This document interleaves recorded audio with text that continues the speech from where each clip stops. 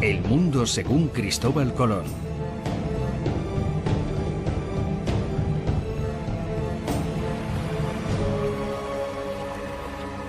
Muy altos reyes.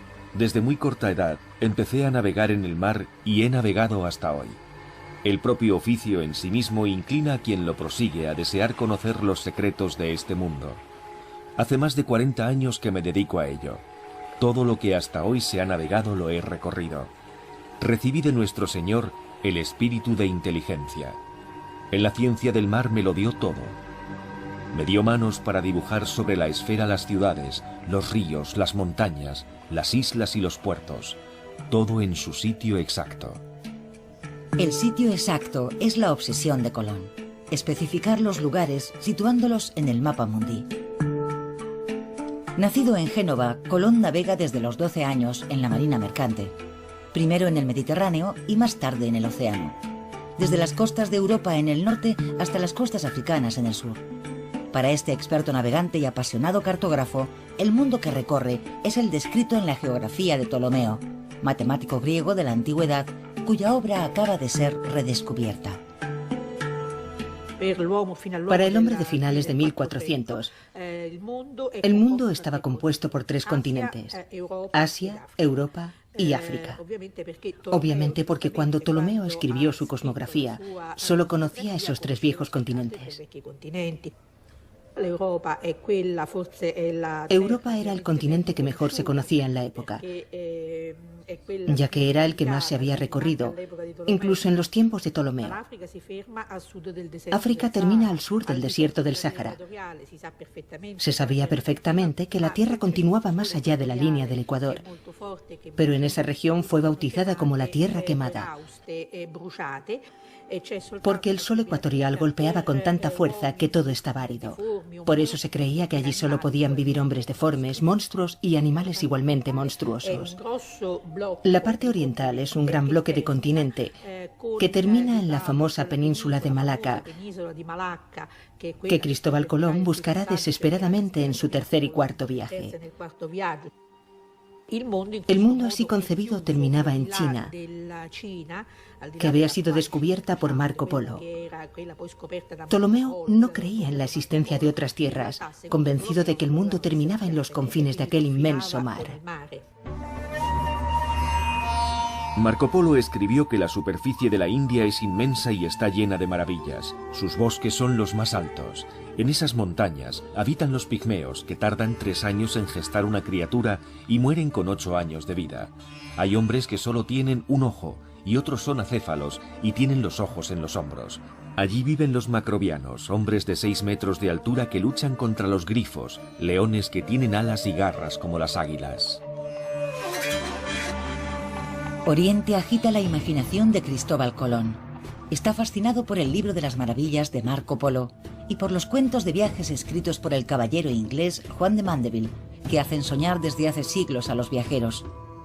Describen la India y China como tierras míticas, gobernadas por príncipes nobles y guerreros. Colón sueña con recorrer el mundo, pero es también un mercader. Sabe que Oriente es el gran mercado de donde provienen todas las riquezas del mundo: el oro, las piedras preciosas, las especias, riquezas que se habían vuelto inaccesibles. La ruta que permitió durante siglos los intercambios comerciales entre Europa y Asia permanece cortada desde hace 30 años, cuando Constantinopla, la capital del Imperio Bizantino, cayó en manos de los otomanos. En 1480, Cristóbal Colón, navegante genovés, va a buscar a los países más dinámicos de Europa, Portugal y España, los medios para llevar a cabo su proyecto. Marco Polo y Mandeville eran importantes para Colón, igual que Pierre de Illy y otros escritos que estaba leyendo para tratar de orientarse. Y ello en sí mismo es un hecho interesante y significativo. Colón era un navegante excepcional, eso lo sabemos.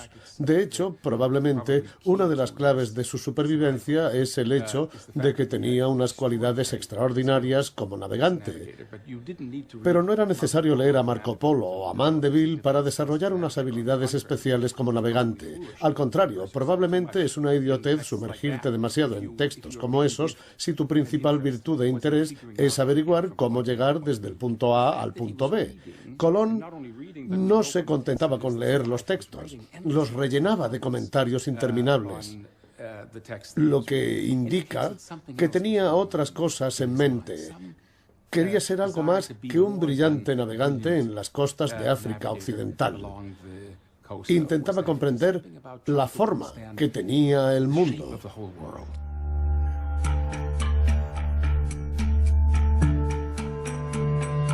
A finales del siglo XV sigue existiendo un gran desconocimiento. ¿Cuál es la circunferencia de la Tierra? Los matemáticos griegos de la antigüedad la habían calculado con exactitud, pero en 1492 sus trabajos aún no habían sido redescubiertos hasta que Martin Behem, un cartógrafo alemán, dibuja su globo terráqueo que reúne todos los conocimientos de la época.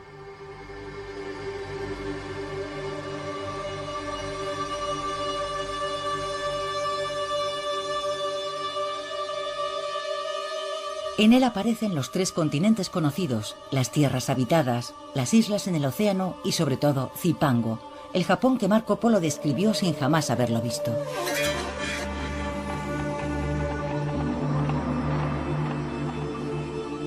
Es esta bola del mundo sobre la que Colón proyecta su expedición.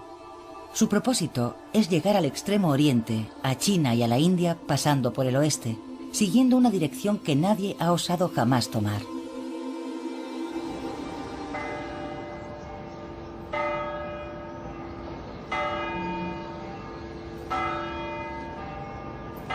En Sevilla, Colón busca fundamentar su proyecto basándose en datos científicos.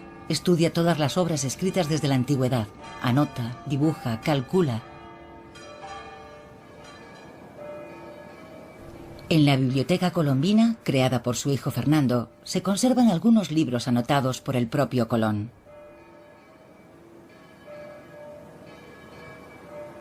Incluye peculiarmente una carta copiada por su mano del físico Paolo Toscanelli que apoya su proyecto.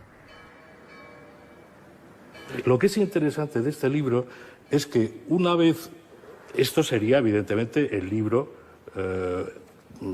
terminado de Eneas Silvio, y después Colón le añade un cuadernillo de folios escritos por él. Este cuadernillo de folios comienza por la famosa carta de Toscanelli, esto es letra toda de Cristóbal Colón, la carta de Toscanelli anunciando al rey de Portugal que se puede hacer el viaje a la India por el poniente y que se puede llegar también, antes de la India, se puede llegar a la isla de Zipango, en Japón, evidentemente. Ese Zipango mítico del que había hablado Marco Polo en el Milione. Cuando estudia la geografía de Ptolomeo, Colón descubre en el libro una cita con los cálculos de otro matemático griego del siglo II, Marino de Tiro. Su medición de la circunferencia de la Tierra es todavía más pequeña que la calculada por Ptolomeo. Debido a que esa tierra más pequeña encaja mejor en su proyecto, el navegante genovés traza a partir de los cálculos de Marino de Tiro su ruta hacia Oriente.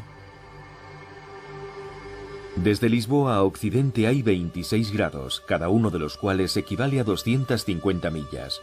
Esa distancia representa casi una tercera parte de la circunferencia terrestre hasta la nobilísima y gran ciudad de Kinsay, de la que se cuentan cosas maravillosas.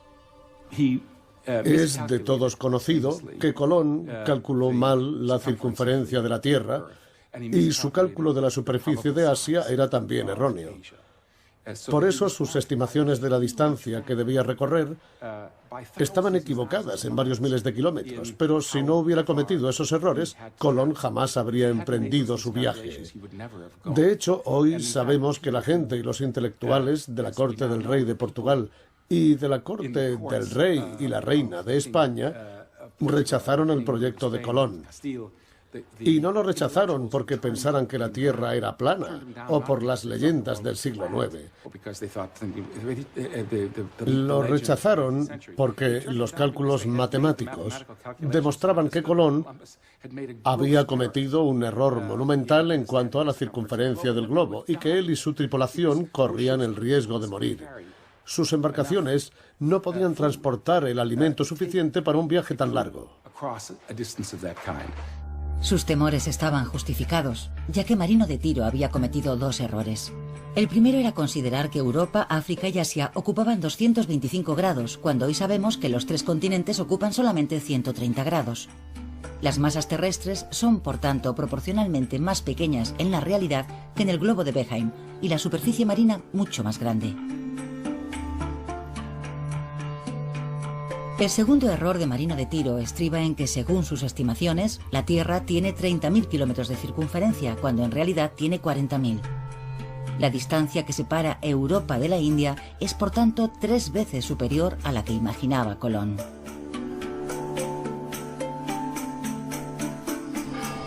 Colón lucha durante 7 años. Es criticado, humillado y tomado por loco. Sin embargo, consigue convencer a los reyes católicos Fernando e Isabel de España para que financien su proyecto. Ellos no le proporcionan gran cosa: 3 carabelas y un crédito a nombre de la familia de navieros Pinzón. Colón es nombrado almirante de la mar Océana y embajador de la corona española. No es mucho, pero le permite equipar la Pinta, la Niña y la Santa María. Finalmente zarpa desde Palos, en el sur de España, el 3 de agosto de 1492. La tripulación, de 90 hombres, está compuesta por marineros que buscan fortuna. Es el primero de los 4 viajes que el almirante realizará al Nuevo Mundo.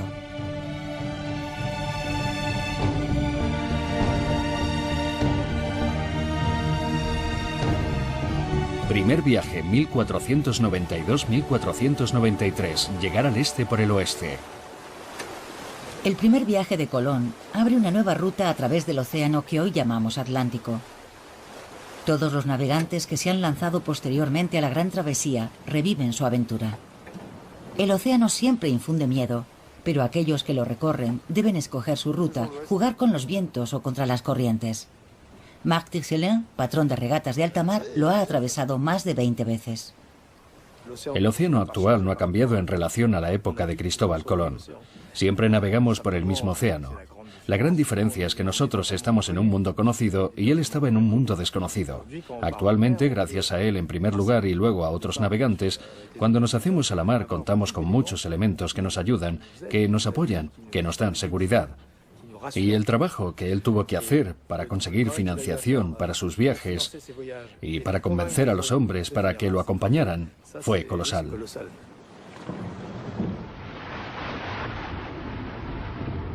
Durante toda la Edad Media, el Océano Atlántico lleva el nombre de Mar de las Tinieblas. Es un espacio misterioso que inquieta y aterroriza a los navegantes. El mito de las columnas de Hércules que marcan en el estrecho de Gibraltar los límites del mundo conocido sigue presente en todas las mentes. Sin embargo, en el siglo XV, algunos se atreven a navegar por la mar Océana a lo largo de la costa. Otros, como Colón, han explorado las Canarias, Madeira y las Azores. En los mapas de la época, al lado de estos lugares reales, hay indicaciones de islas fantásticas que la imaginería de la Edad Media había situado en medio del océano.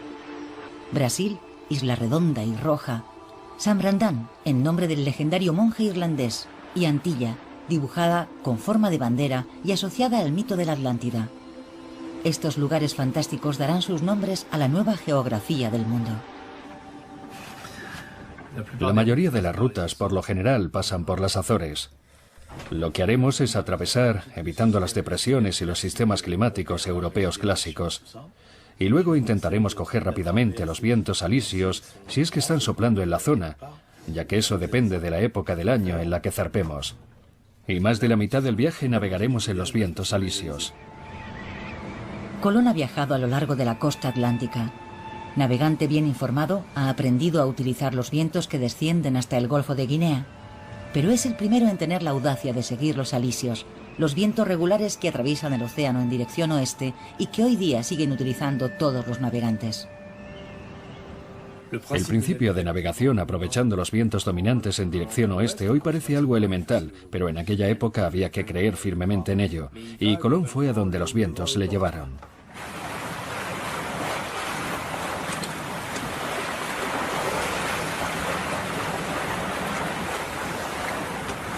A la tripulación de Colón le preocupa la fuerza y la regularidad de estos vientos. Temen no poder remontarlos al regresar. En aquella época no tenían forma de saber cuándo iban a soplar los vientos alisios y aún seguimos estudiándolos hoy en día. Dependiendo de las condiciones climatológicas, si viramos un poco hacia el norte o un poco hacia el sur, notaremos la diferencia de fuerza en los vientos alisios. De manera que si no tenían instrumentos, yo por ejemplo he participado en la Mini Transat utilizando solo el sextante, sin anemómetro ni GPS, así que no puedo decir que navegara dependiendo exclusivamente de la fuerza del viento, pero sí en parte. Sabemos si estamos saliendo de un sistema o si estamos entrando en él. Y si Cristóbal Colón tenía buena memoria, como yo así lo creo, y él y su tripulación sabían enfrentarse a la naturaleza, entonces podían sacar enseguida sus propias conclusiones o al menos ir aprendiendo de la experiencia del día a día, porque su viaje duró mucho tiempo.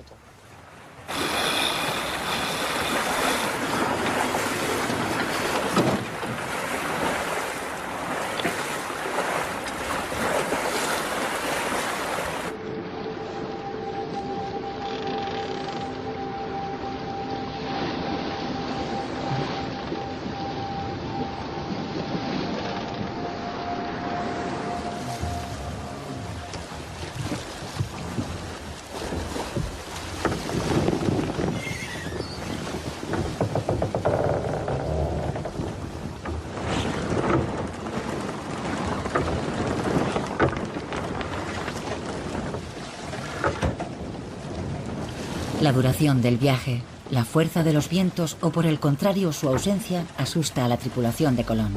Pero otros terrores asaltan también a los marineros.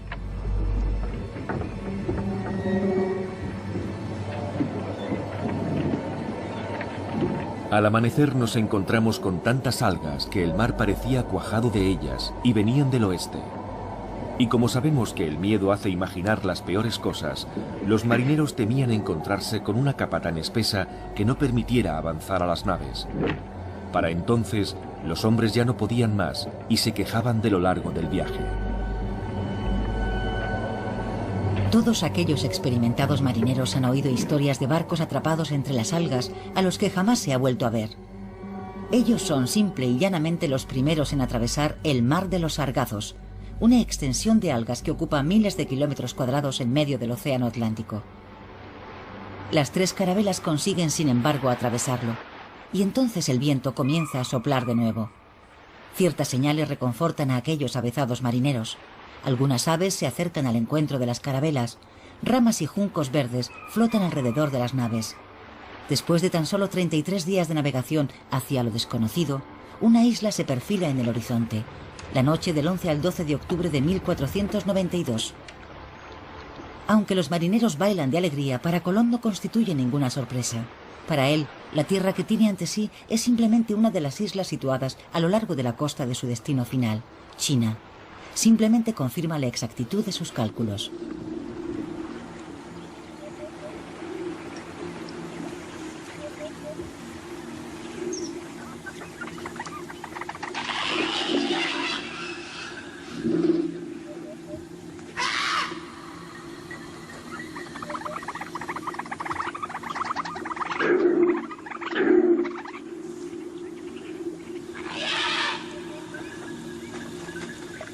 Todos los hombres que vi eran jóvenes, ninguno pasaba de 30 años. Estaban todos muy bien hechos, con unos cuerpos muy hermosos y muy bellas caras, con los cabellos casi tan gruesos como la seda de la cola de los caballos y cortos, cayéndoles hasta las cejas. Van desnudos, como su madre los trajo al mundo, y las mujeres también. Algunos se pintan el cuerpo de color marrón, y son como los canarios, ni negros ni blancos. No llevan armas ni las conocen, porque yo les mostré espadas que por ignorancia cogían por el filo cortándose. Para ganarme su amistad, les di a algunos unos bonetes rojos y unas cuentas de vidrio que se colgaron del cuello, y muchas otras cosas de poco valor que les complacieron mucho.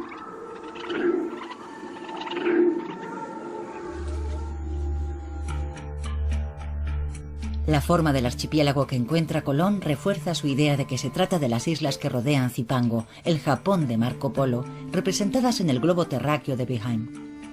Colón dibuja sus contornos, sus costas y sus bajíos. Toma posesión del territorio en nombre de la corona española y las bautiza con los nombres de San Salvador, Fernandina y Santa María de la Concepción. Estas islas forman actualmente parte del archipiélago de las Bahamas. Por un lado, se trata de un hombre que tiene un pasaporte, documentos y cartas. En ese sentido, él entiende que lleva esos documentos de su soberano al Gran Khan, al soberano de otro mundo diferente. Normalmente, cuando haces eso, cuando una persona desembarca en otro reino, no empieza de inmediato a rebautizar todo aquello con lo que se encuentra. Y sin embargo declara el lugar posesión del rey y la reina de España. Por tanto, Colón debió pensar que había llegado a una región apartada, extraña, que no estaba defendida, al ver que sus habitantes estaban indefensos. Se trataba de un grupo de islas sin defensa y Colón debió pensar que podía tomar posesión de ellas para él mismo o para sus patrocinadores reales. Para él, el control de aquel territorio representaba un punto estratégico para un encuentro que se auguraba mucho más complicado con las fuerzas de Japón, Zipango y el Gran Khan. A medianoche le ve anclas para ir a la isla de Cuba, que por lo que he oído a los indios es muy grande, tiene un gran comercio y está bien provista de especias. Si es como me han dicho los indios, se trata de la isla de Zipango, de la que se cuentan cosas maravillosas, y que de acuerdo a las esferas, las pinturas y mapamundis que he visto, está situada en estos parajes. Cuando descubre Cuba, Colón piensa en principio que es Zipango. Pero al continuar navegando hacia el sur, se encuentra con otra isla que los indios llaman Cibao, y es también muy grande y está muy poblada. La bautiza con el nombre de La Española. Es actualmente Haití y la República Dominicana. Al descubrir esta isla, Colón cambia de opinión. La Española es entonces Japón y deduce que Cuba es el extremo de la parte continental de Asia.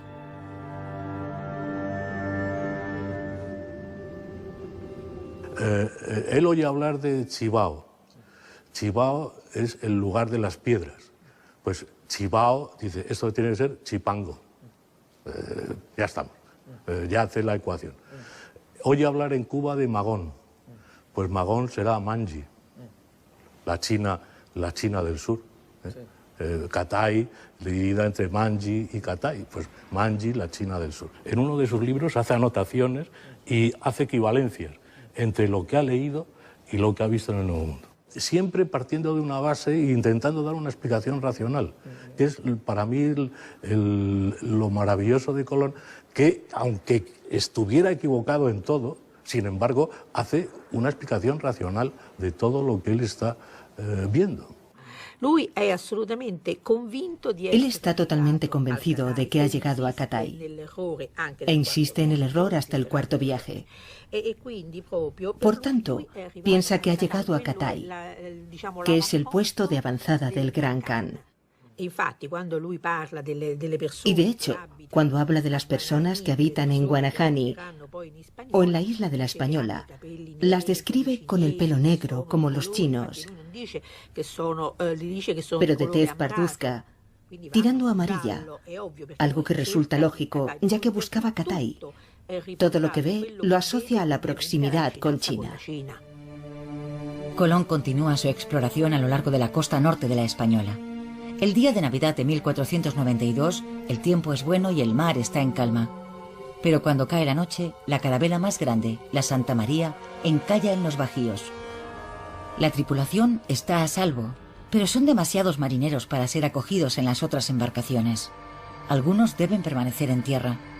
Con la madera del buque insignia naufragado, Colón hace construir un fuerte en la isla de la Española, en un lugar al que llama La Navidad. Y en aquel momento tantas cosas sucedieron que en realidad no fue un desastre, sino una gran aventura. Y es cierto que si yo no hubiera encallado, habría pasado de largo sin detenerme en ese lugar. En este viaje habría dejado gente aquí, porque no habría podido darles lo necesario, municiones y víveres para una fortaleza. Sin embargo, es verdad que algunos hombres que estaban conmigo me pidieron permiso para quedarse allí. Ordené construir una fortaleza muy bien hecha, y no porque creyera que fuera necesaria, porque los indios van desnudos, sin armas y son temerosos.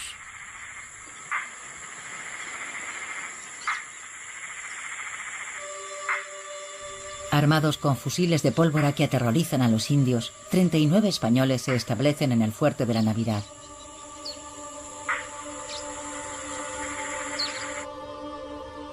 Colón, por su parte, reanuda su viaje. Quiere navegar más hacia el sur para llegar a una gran isla de la que ha oído hablar a los indígenas. Pero una vez en el mar, frente a las costas de la Española, los marineros de la Niña, cansados y maltrechos, ruegan a Colón que aproveche los vientos favorables para regresar a España. Señor, porque sé que os regocijaréis de la gran victoria que Dios me ha concedido en mi viaje, os escribo esta carta, por la cual sabréis cómo en 33 días llegué a las Indias con la armada que vuestras ilustrísimas, rey y reina, me dieron, donde hallé muchas islas habitadas por innumerable gente, y cómo tomé posesión de todas ellas.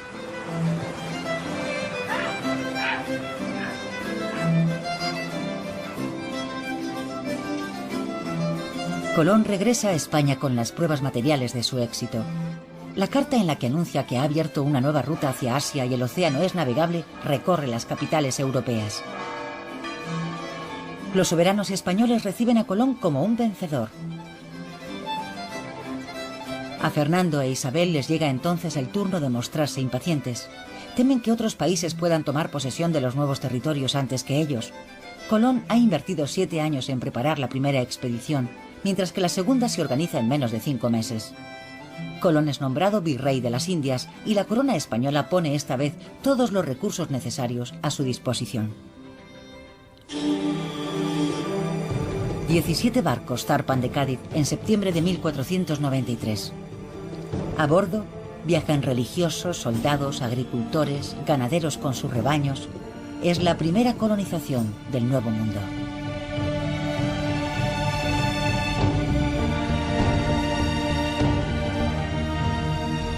Merced a las indicaciones de los indígenas y a los datos obtenidos durante su primer viaje, Colón traza un rumbo sudoeste que lleva a sus carabelas hasta las Antillas Menores.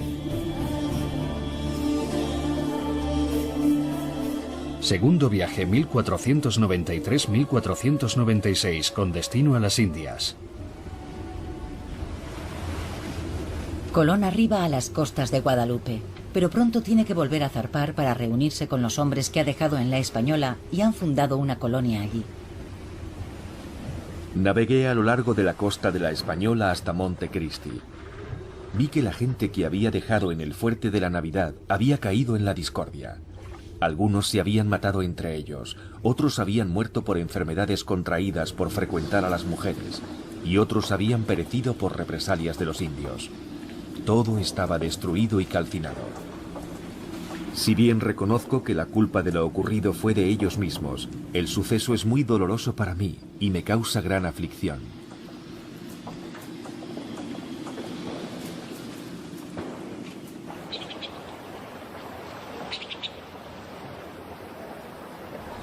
La primera experiencia real de convivencia entre españoles e indígenas ha acabado en un baño de sangre. Ha puesto de manifiesto la codicia de unos y la capacidad de resistencia de los otros. Los indios no son los seres dóciles e ingenuos que Colón había creído encontrar. Se ve asaltado por las dudas y teme por la misión real que se le ha encomendado: supervisar el asentamiento de los 1.200 colonos españoles que le acompañan. Colón no pretende convertir a la población local. Quiere tomar el control. Solo intenta comprender y negociar, en un contexto difícil, con una población de la que ignora la lengua y las costumbres, y cuya cultura no comprende en absoluto. Su principal objetivo es sobrevivir a ese encuentro y sacarle el mayor provecho posible. Y lo que interesaba a Colón por encima de todo no era la religión, sino los metales, concretamente los metales preciosos. La tierra del Nuevo Mundo rebosaba de oro, y por desgracia, a ojos de los europeos, el oro constituía la más valiosa de las riquezas. Y así fue como comenzó todo.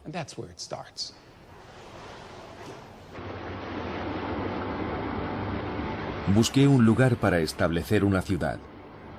Finalmente, no en un puerto cerrado, sino en una gran bahía, construimos la Isabela. El nombre indígena de esta tierra es Cibao, que en nuestra lengua significa lugar cubierto de piedras. Es una provincia inmensa y densamente poblada.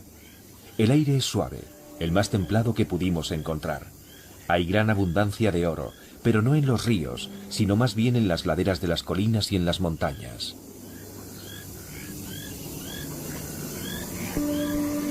En un punto que a la postre resultará poco adecuado, el almirante funda en 1494 la primera colonia del Nuevo Mundo. Los españoles desembarcan con un propósito claro: tomar posesión de las tierras y someter a los indios, aunque Colón es partidario de que españoles e indígenas trabajen codo a codo. Se origina entonces un largo conflicto sobre la administración de la colonia, empañando la imagen de Colón incluso en España. El almirante abandona entonces la española, que él todavía toma por Japón, y zarpa para continuar su exploración del continente asiático.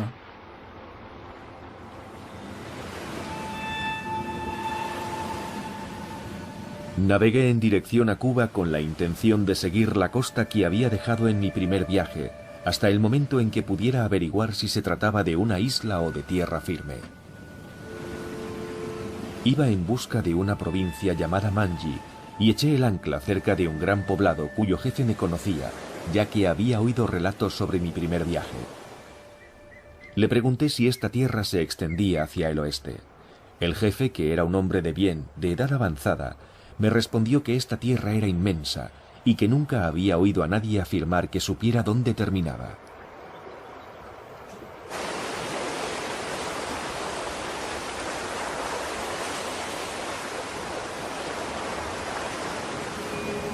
A Colón le habría bastado continuar su rumbo durante unas pocas millas más para descubrir que Cuba es en realidad una isla. Pero el almirante y su tripulación no albergan la menor duda, y jurarán ante notario que Cuba es el comienzo de la tierra firme, el extremo oriental del continente asiático. El almirante zarpa luego rumbo a España con una idea ya en la mente: emprender rápidamente un tercer viaje más al sur, hacia las Indias. Tercer viaje, 1498-1500, otro mundo. El mundo en expansión despierta el interés de las grandes potencias marítimas. España y Portugal llegan a un acuerdo mediante el Tratado de Tordesillas. El tratado garantiza a España el dominio indiscutible sobre las tierras recién exploradas al oeste de la línea. Portugal conserva su exclusividad sobre las partes conocidas de África y Oriente al este de la línea.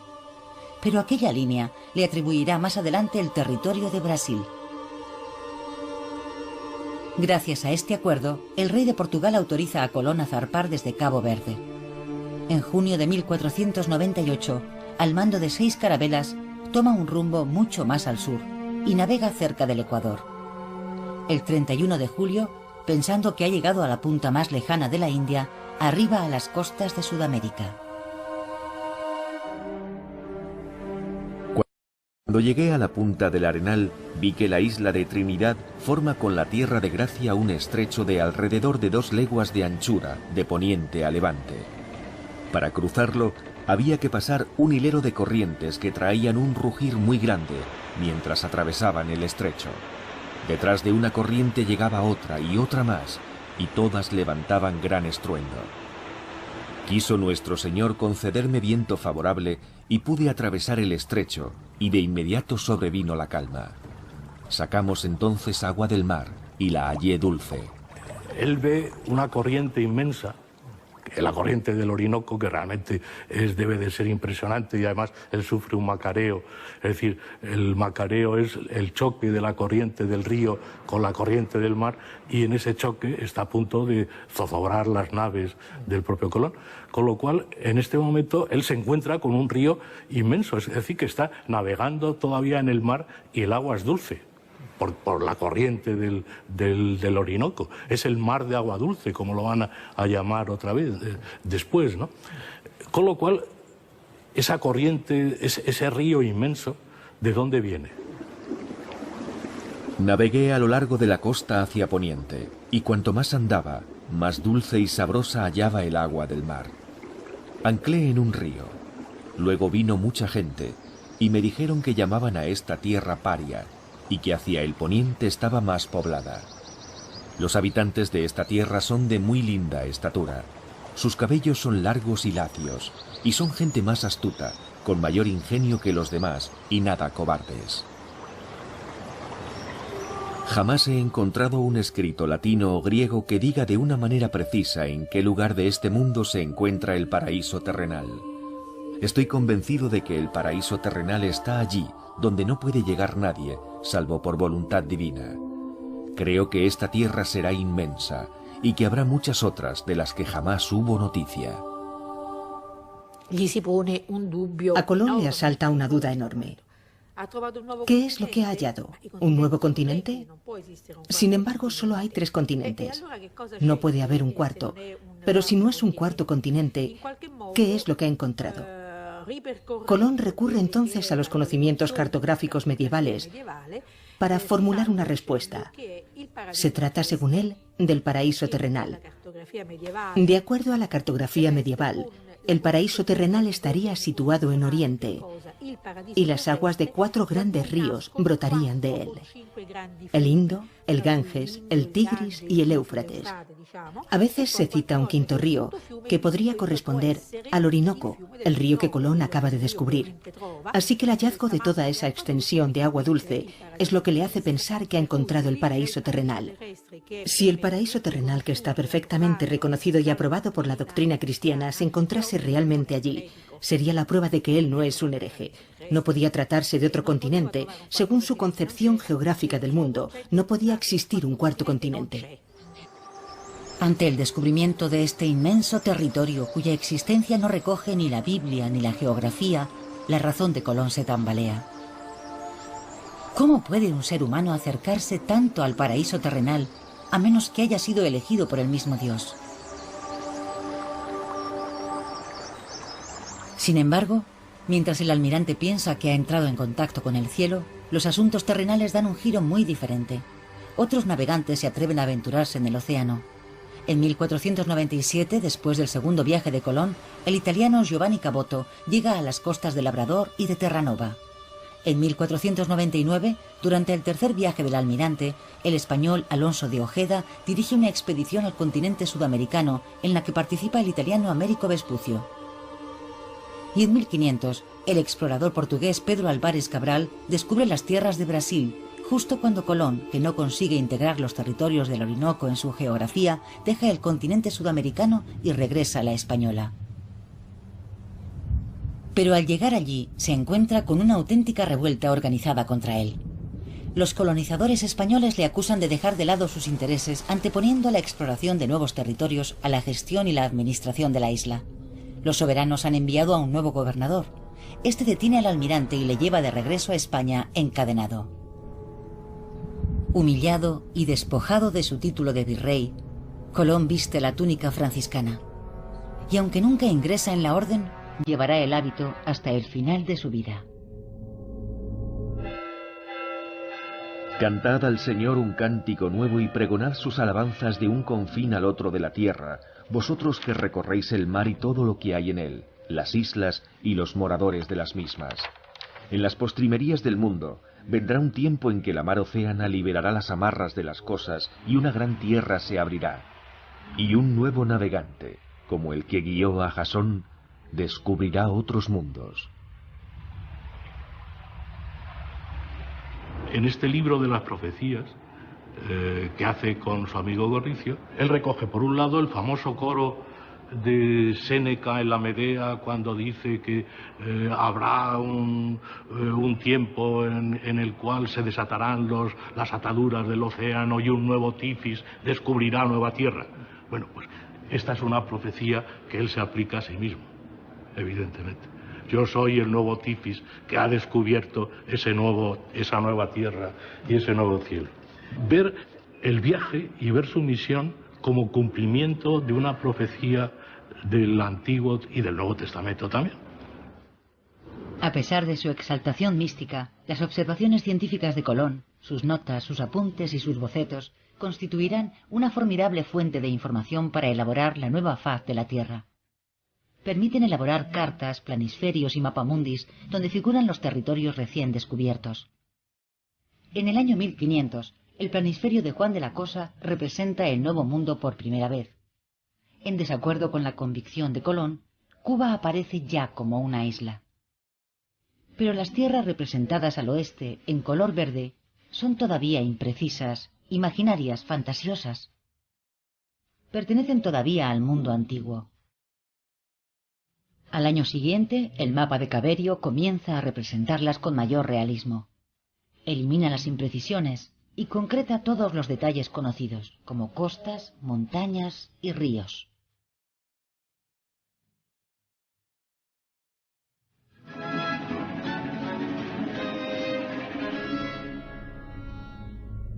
Colón es un alma atormentada. Su obsesión es irrefrenable. Debe llegar a las Indias por la ruta occidental. La idea de un estrecho que conduciría directamente a Asia le persigue. La ruta aparece trazada en su mapa del mundo. La península de Malaca, descrita por Marco Polo, China y finalmente la India. Pese a haber caído en desgracia, los reyes Fernando e Isabel nunca han puesto en duda su capacidad como navegante. Tras pasar un año consumido por la impaciencia, Colón logra persuadirles para que le proporcionen los barcos, los hombres y los víveres necesarios para su cuarta expedición. El almirante está a punto de cumplir 50 años. Cuarto viaje, 1502-1504, en busca del estrecho. Desterrado de la Española y obsesionado por la búsqueda del estrecho que conducía a la India, Colón llega a la costa de la actual Honduras el 14 de agosto de 1502. Navega sin descanso a lo largo de la costa durante 48 días, pero se ve sorprendido por un terrible huracán. La tormenta era terrible. Nunca unos ojos vieron una mar tan alta, tan terrible y llena de espuma. El viento nos impedía avanzar y ni siquiera nos dejaba la oportunidad de correr hacia algún cabo. Allí me detenía, en aquella mar hecha sangre, que hervía como caldera en un gran fuego. Jamás se ha visto un cielo tan espantoso. Un día con su noche ardió como un horno. Y tal era el fuego que arrojaban sus rayos, que a cada instante miraba yo si no se había llevado mis mástiles y mis velas.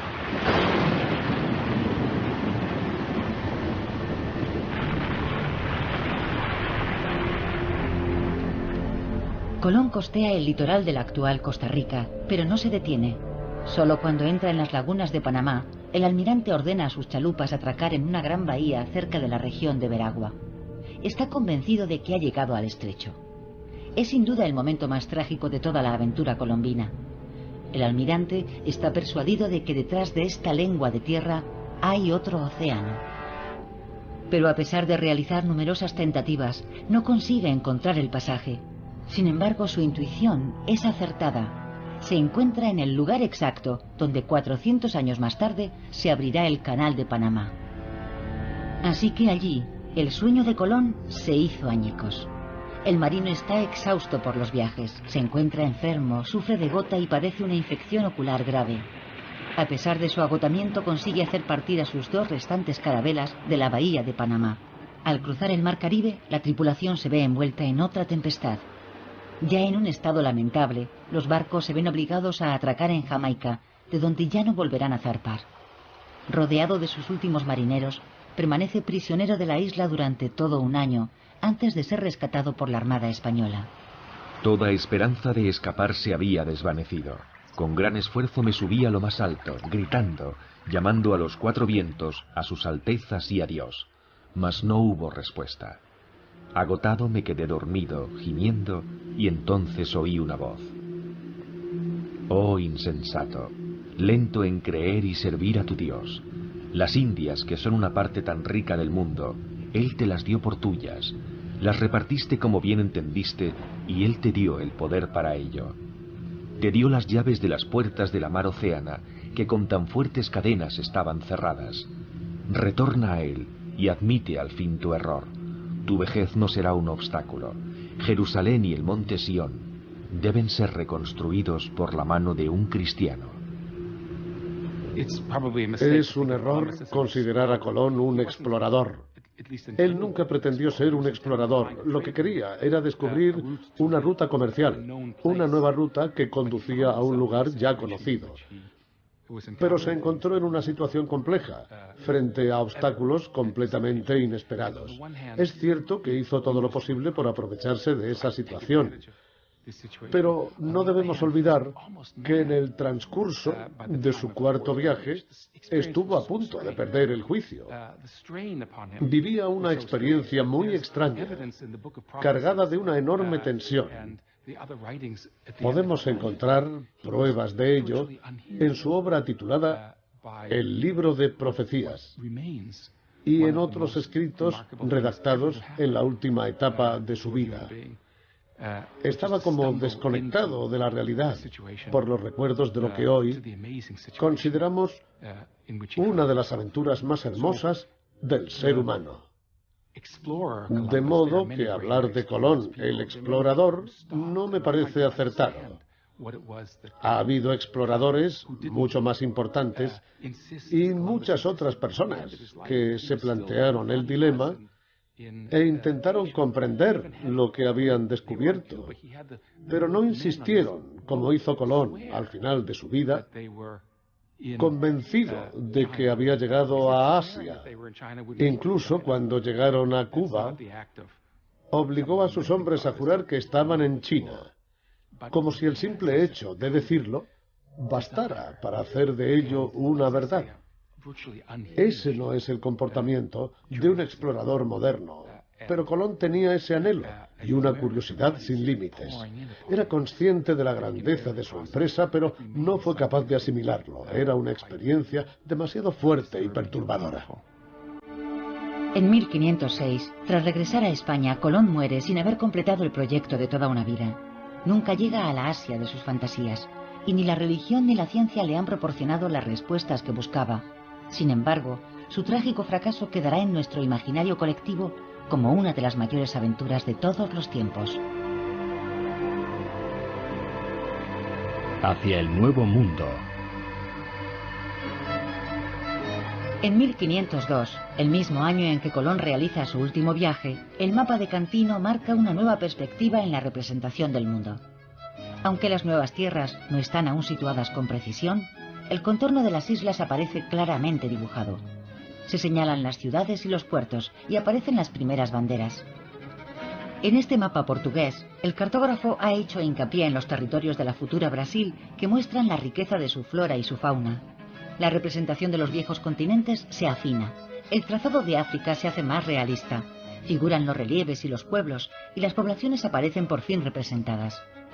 En cambio, la costa oriental de Asia, que ha sido el objetivo primordial de todas las empresas de Colón, sigue mostrándose incierta, vaga, prácticamente inexplorada. 5 años más tarde, el cartógrafo Waldseemüller dibuja el mundo como una proyección cónica. Las nuevas tierras aparecen representadas en un espacio mucho más extendido en comparación con el viejo sistema tolemaico.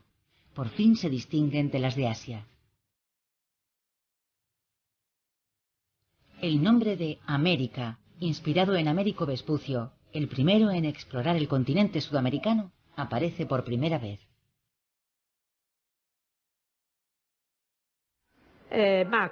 Este planisferio de 1507 es el más antiguo que tenemos de la época tolemaica, donde se representa el mundo con sus 3 viejos continentes, pero con una África que ya se parece más a la que conocemos hoy.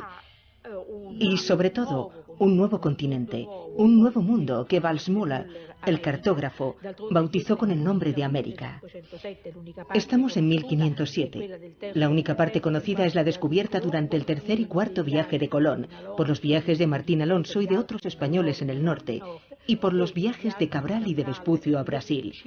Esta parte del mundo se convertirá a partir de entonces en la América portuguesa. Habrá que esperar hasta 1523 para que Giovanni Vespucio, sobrino de Américo, dibuje un mundo atravesado por doquier por intrépidas carabelas. Las expediciones marítimas se multiplican, alejando lo misterioso y lo desconocido. Y la costa sur del istmo de Panamá, la que Colón no pudo franquear, se representa con gran precisión. Y al atravesarlo, se descubrirá otro océano al oeste de estas nuevas tierras. Hoy lo conocemos con el nombre de Océano Pacífico. En el atlas dibujado por Cabot en 1540, la nueva geografía del planeta se hace más rotunda, y el continente americano asume el lugar que le corresponde. Sus contornos toman forma, sus relieves se marcan y sus espacios se pueblan, a pesar de que las zonas aún inexploradas se designan como terra incógnita. El nuevo océano, que entonces todavía se le conoce como el Mar del Sur, empuja las viejas tierras de Japón y Asia hacia el extremo oeste del mapa. No subsiste la menor duda, el Nuevo Mundo es una entidad totalmente separada del continente asiático, pero habrá que esperar hasta finales del siglo XVI para que sea finalmente considerado y representado como un continente en sí mismo. El mundo antiguo de Colón se derrumba al enfrentarse a esta nueva realidad. Otro mundo, inimaginable, le ha bloqueado el paso. Sin embargo, sus viajes abren el camino a un nuevo mundo, el nuestro.